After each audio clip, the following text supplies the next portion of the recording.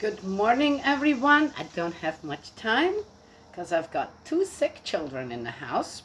But more important to make this video, isn't it?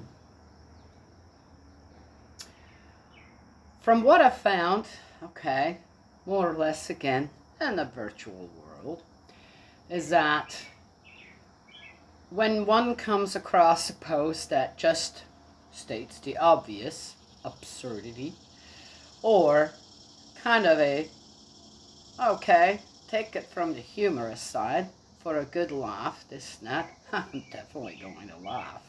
And I'm going to take it from the side of absurdity, not reality. If you're trying to make absurdity into reality, okay, and I'm supposed to take that seriously, yeah, probably not going to happen.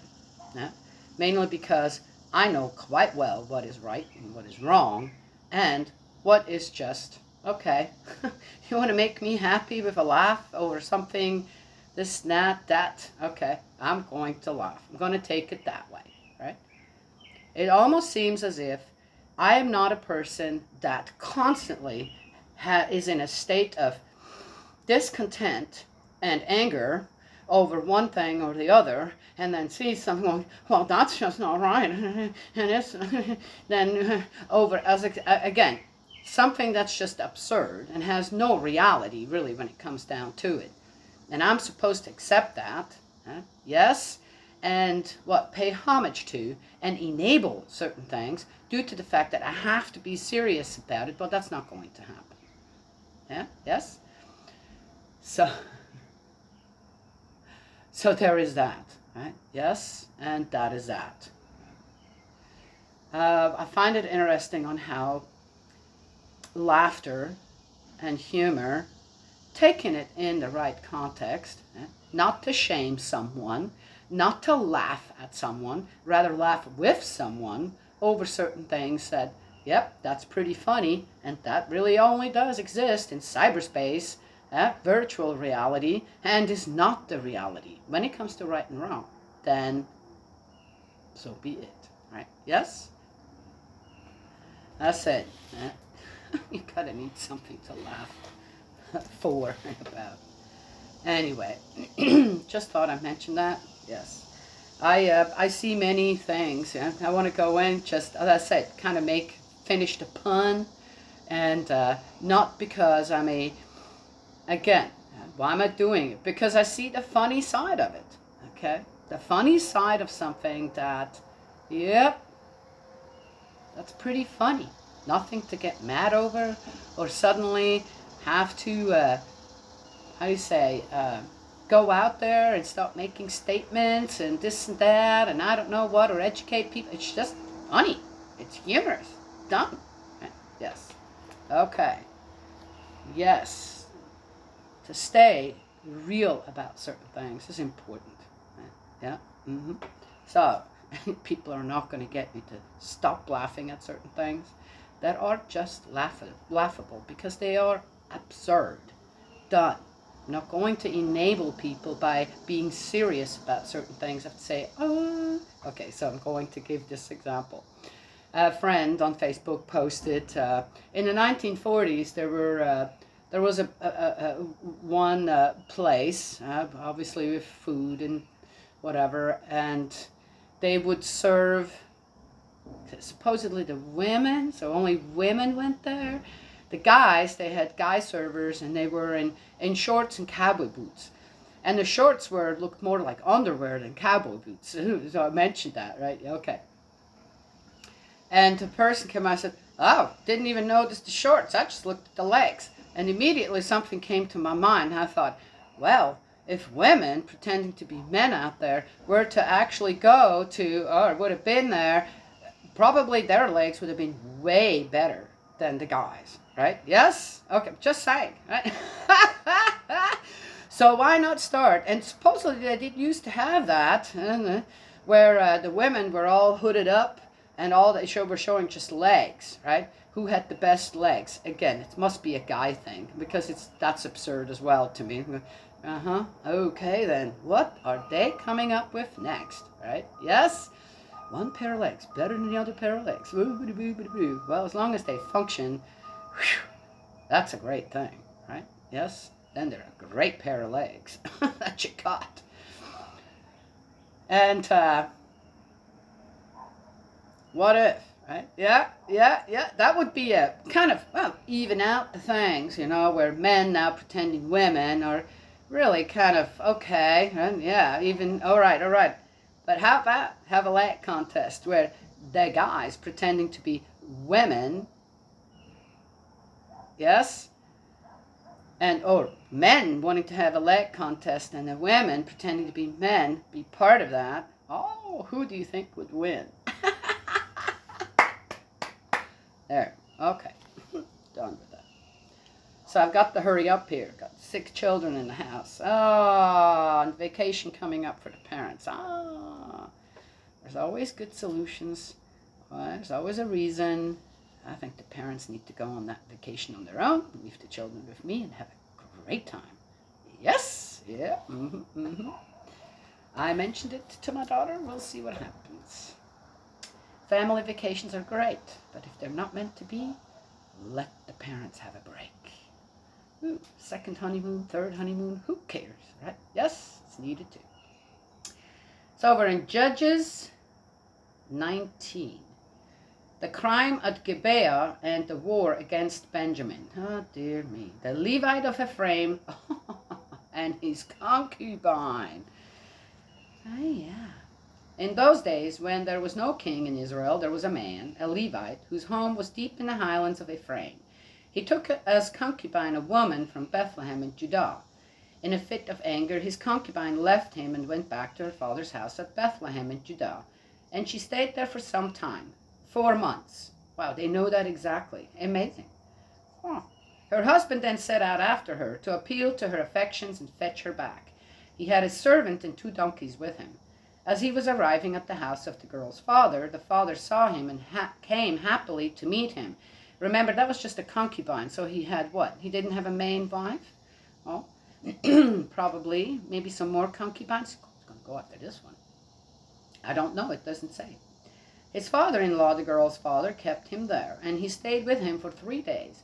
They ate and drank and spent the nights there. Whoa. On the 4th day, they got up early, and the Levite was preparing to leave, and the girl's father said to his son-in-law, "Have something to eat to gather strength. You can leave later." So they sat down and began eating and drinking, the 2 of them together again. I thought he was there to get the girl back, so it's going to bother up the father-in-law. Then the girl's father said to the young man, "Please agree to spend tonight here, too, and enjoy yourself." And when the man got up to leave, the father-in-law pressed him again, and he spent another night there. On the 5th day, the Levite got up early to leave, but the girl's father said to him, "Please gather strength first." So they stayed on until the sun began to go down, and the 2 men had a meal together. The husband was getting up to leave with his concubine and his servant, when his father-in-law, the girl's father, said, "Look, day is fading into evening. Please spend the night here. Look, the days are nearly over. Spend the night here and enjoy yourself. Then early tomorrow you can leave on your journey and go back home." But the man, refusing to stay the night, got up and went on his way until he arrived within sight of Jebus, that is, Jerusalem. He had with him 2 donkeys saddled, his concubine, and his servant. I have no idea what this is all about, except for, all right, whatever. I have no idea. What is this? The crime of, maybe there is more coming. The crime of the men of Gibeah. By the time they were near Jebus, the light was going fast. The servant said to his master, "Come on, please let us turn off into this Jebusite town and spend the night there." His master replied, "We shall not turn off into a town of foreigners, of people who are not Israelites. We shall go on to Gibeah." He then said to his servant, "Come on, we shall try to reach one or other of those places, either Gibeah or Ramah, and spend the night there." So they kept going and went on with their journey. As they approached Gibeah in Benjamin, the sun was setting. Gibeah in Benjamin. Benjamin was a town too. So they turned that way to spend the night in Gibeah. Once inside, the Levites sat down in the town square, but no one offered to take them in for the night. Eventually an old man came along at nightfall from his work in the fields. He too was from the highlands of Ephraim, although he was living in Gibeah. The people of the place, however, were Benjaminites. Looking up, he saw the traveler in the town square. "Where are you going?" said the old man, "and where have you come from?" "We are on our way," the other replied, "from Bethlehem in Judah, to a place deep in the highlands of Ephraim. That is where I come from. I have been to Bethlehem in Judah, and I am going home. But no one has offered to take me into his house. Although we have straw and provender for our donkeys, and I also have bread and wine for myself and this maidservant and the young man who is traveling with your servant." He's calling his concubine, his wife, a maidservant.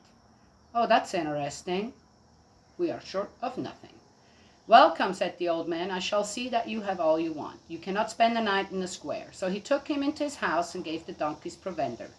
The travelers washed their feet, then ate and drank. While they were enjoying themselves, some townsmen, scoundrels, came crowding round the house. They battered on the door and said to the old man, "Master of the house, send out the man who went into your house. We should like to have intercourse with him." What the heck that ever meant at that time? The master of the house went out to them and said, "No, brothers, please, do not be so wicked. Since this man is now under my roof, do not commit such an infamy.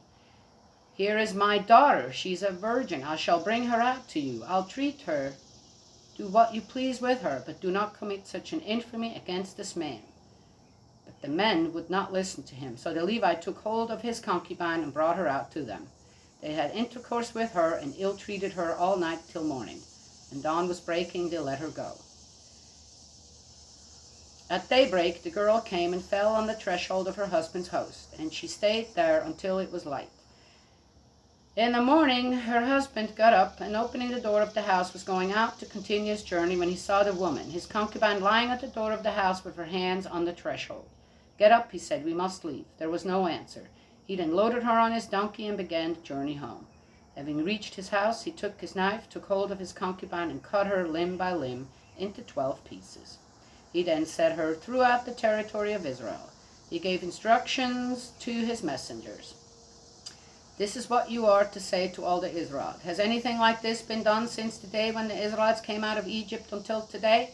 Take this to heart, discuss it, then give your verdict." And all who saw it declared, "Never has such a thing been done or been seen. The Israelites came out of Egypt, since the Israelites came out of Egypt until today." Another story to be proud of, isn't it? Wow. Amazing. I can't even.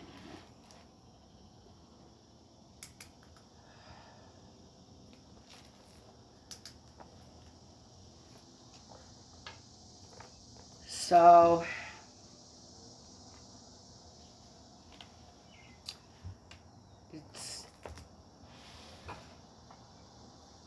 it's interesting to me.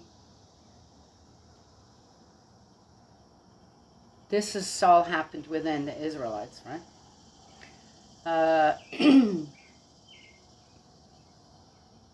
It would be interesting to know why the concubine left in the first place. Yes? Yeah.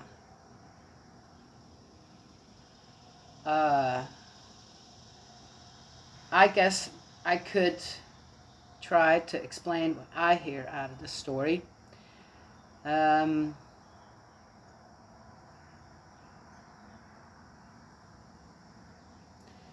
one thing, definitely, is interesting in the end, when that guy asks, "So, has anybody ever seen anything like this happening before? Since the Israelites left Egypt?" Almost, in a way, look, either, hey, I can do whatever I want, right? The deed's already done. And obviously, you guys are going to do whatever you want. Right? So this is what I did. This is what you did. Nothing happened. You see, God's not going to do anything to us. Right? Or,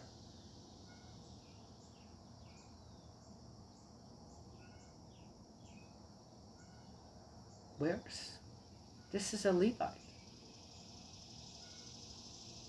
The guidance of the Levites, the tribe God had chosen to lead the Israelites is doing what?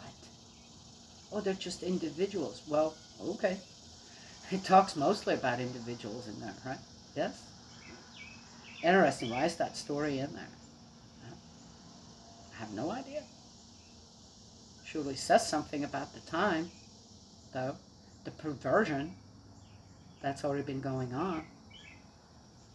Interestingly enough, why did the father of that concubine did not want that Levite to leave? Why not?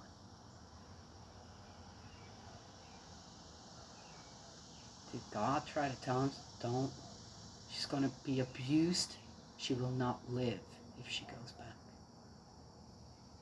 But we don't know the reason why she left. We have no idea.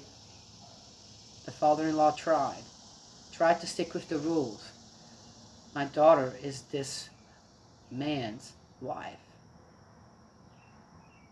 and he has power over her. So what could I do to make him stay longer? Because the father was worried.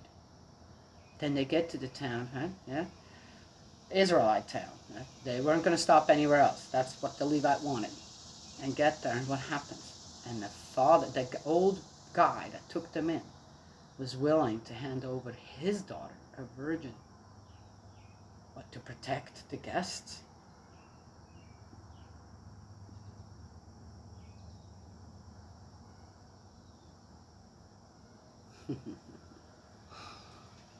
Interesting. I said, what did I start out with? Regardless, I know what is right and wrong. And no story in the Bible is going to tell me different when I know that was absolutely wrong on every level. And where were the Israelites at when he came? Huh? Did it continue pleading to God to save them, this and that? What did they do with that?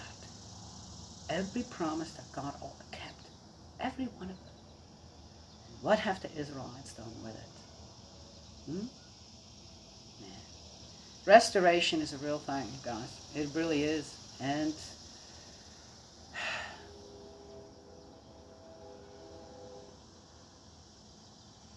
should not be taken lightly. And the people who need to look at themselves and say, yep, I know it was my ancestors. I know that was the past of my people.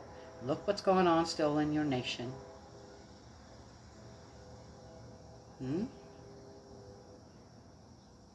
And then start restoring. Start with repenting. That's what you start with. And you start with asking for forgiveness. Even if it reaches into spirit world, that's what you do. You start doing that, and then you go to the descendants of the ones you've been fighting, this and that, I don't know what, and you ask them for forgiveness. Truly ask them for forgiveness. You have to reach their heart. Sometimes that's all one is looking for. I'm sorry. Sincerely say sorry. Say sorry too many times, guess what? Yeah, you can keep that up, but people aren't going to believe you anymore.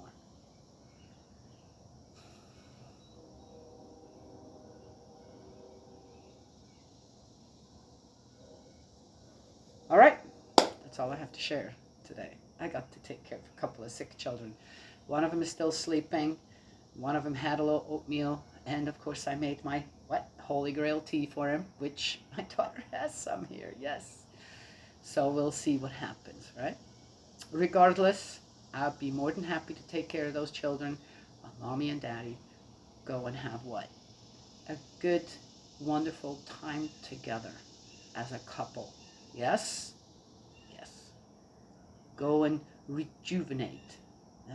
Regain some strength to come back as a happy couple, a rested couple that spent some time together, and then have renewed vigor to care for a couple of very, very lively, intelligent little human beings. Yes? Oh, they do that anyway, but again, maybe a reason why they've been all getting sick.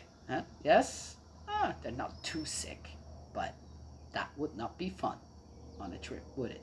Yes. Okay. So we'll see. Yes? I'll let you guys know next week. That's the week they're going.